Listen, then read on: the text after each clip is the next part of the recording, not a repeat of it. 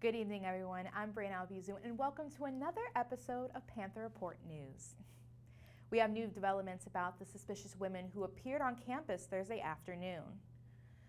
The student newspaper, The Signal, first broke the story about how GSU police were investigating two women on campus who approached a student and were allegedly part of a kidnapping ring. However, one of our reporters was told the information was false. The two women were not kidnapping anyone on campus and did not make any illegal activities.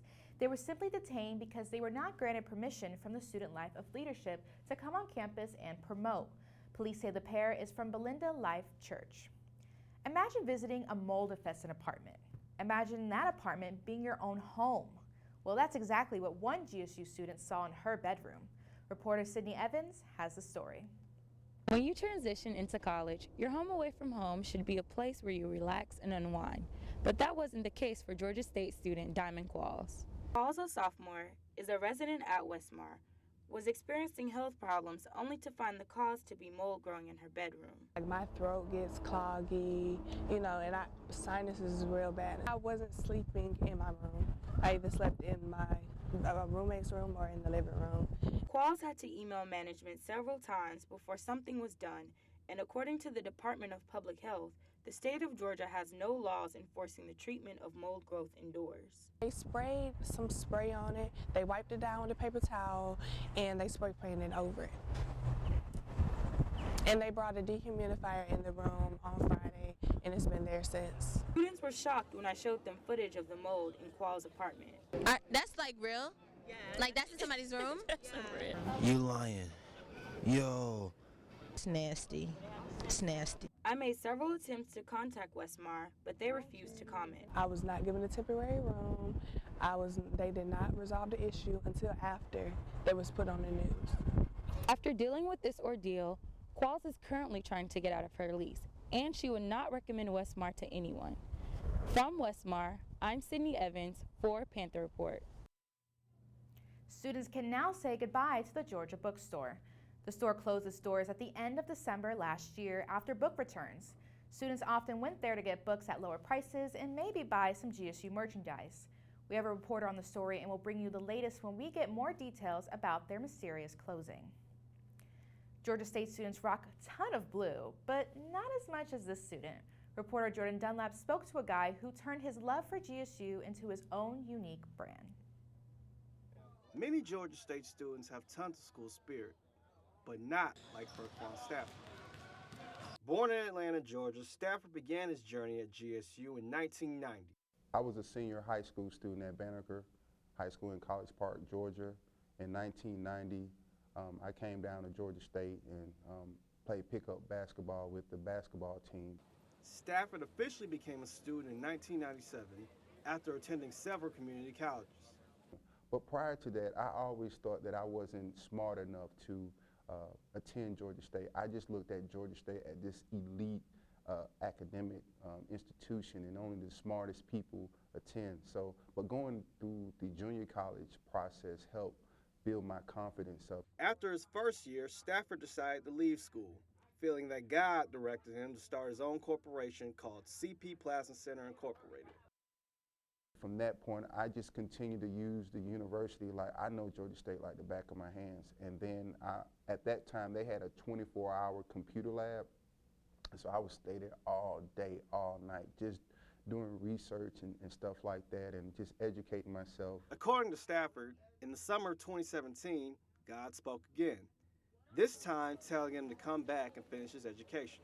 And I was just tussling with God, and I was like, well, Lord, I want to come back to Georgia State when I didn't succeed with this, so I can give a nice financial contribution to the university, because I've used the university seriously for the past 22 years just to educate myself to become a master at my craft. Another reason why he came back to school is because of one influential person in his life, his wife, Sheila. I looked at it from a perspective of, man, I get to go to school with my wife and to experience that. Like, I've never experienced what it's like for a husband and wife to go together at the same time.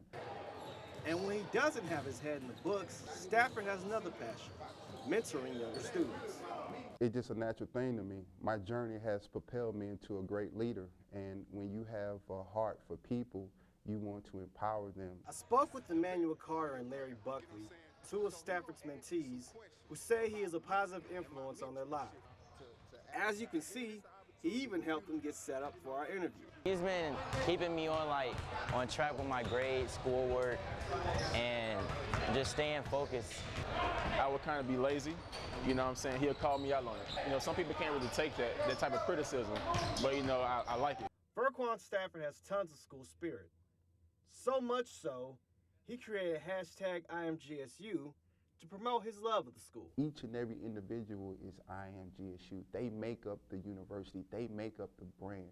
And I think that it will be a unique marketing strategy to also make the satellite campuses feel like they're connected to the main campus. When I asked him why he loved Georgia State so much, Stafford had this to say.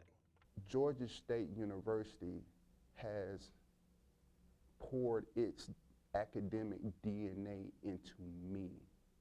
And so I believe that Georgia State is the best university. For Panther Report, I'm Jordan Dunlap. Well, if you're looking for a place to let your creative juices flow, we have just a place for you. Georgia State opened the doors of the Creative Media Industries Institute last fall, but many students don't know the technologically savvy features they have to offer. For example, did I mention that it has a robot named Pepper? We also have 4 video production, post-production suites that are really meant also for virtual reality, augmented reality, so you can do a lot of 3D rendering, game engine work, and all the things that I talk about with stitching and rigging and compositing and the like. Reports say the graduation rates between Latino and white students are narrowing at 4-year institutions across the nation. But how well did Georgia State perform? Reporter Kevin Sanchez found that Georgia State Latino students generally graduate at a higher rate than white students, but are still among the least enrolled. La tasa de graduación entre estudiantes latinos y blancos está disminuyendo.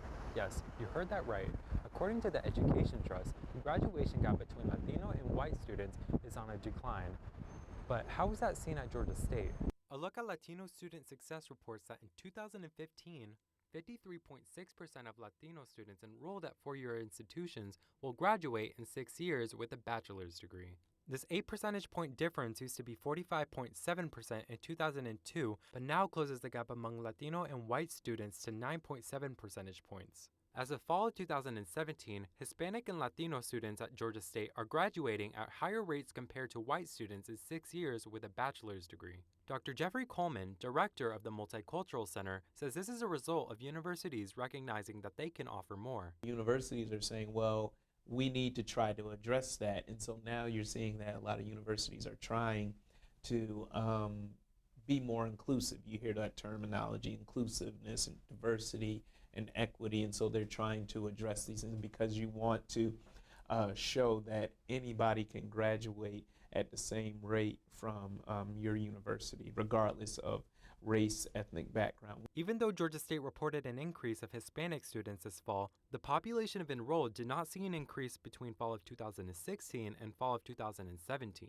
Dr. Coleman says the enrollment and graduation gap exists due to the history of colleges and universities. From the onset of when universities and colleges were established, they were really established to educate really white men.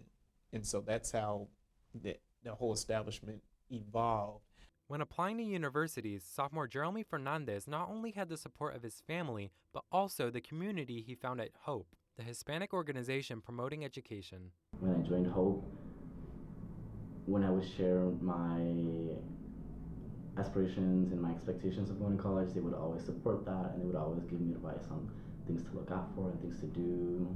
Fernandez follows by describing that success goes farther than gaining a certificate of achievement. Success is achieving my goals and honestly just becoming the best person I can be. Whether it's the best student or the best worker or the best, role model for my siblings. I feel like success is just going greater and greater. Departments like Latino Student Services and Outreach, also known as LASO, help advance Latino success at Georgia State.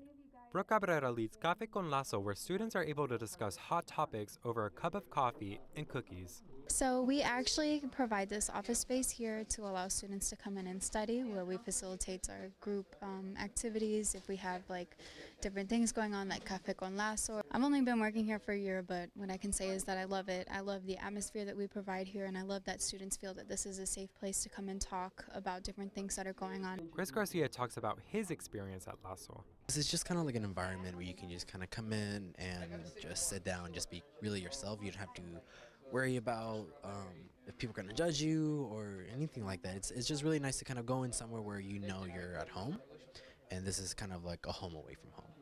Over the next few years, we'll be following these numbers, but until then, I'll be headed to class. From Classroom South, I'm Kevin Sanchez for Panther Report. When it comes to professional attire in the workplace, students of various cultures and backgrounds often question how their unique style fits into their career. The National Association for Black Journalists and College Girls hosted the Detangling Process event Thursday. Panelists at the event uncovered the myth about good hair and bad hair. They also shared how you can balance your professional look and feel comfortable with your own style.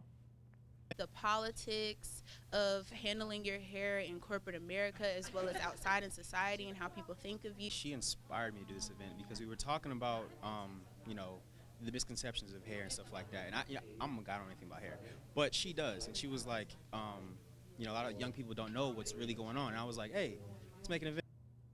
Students are already feeling the effects of the Cortlandt Street Bridge construction.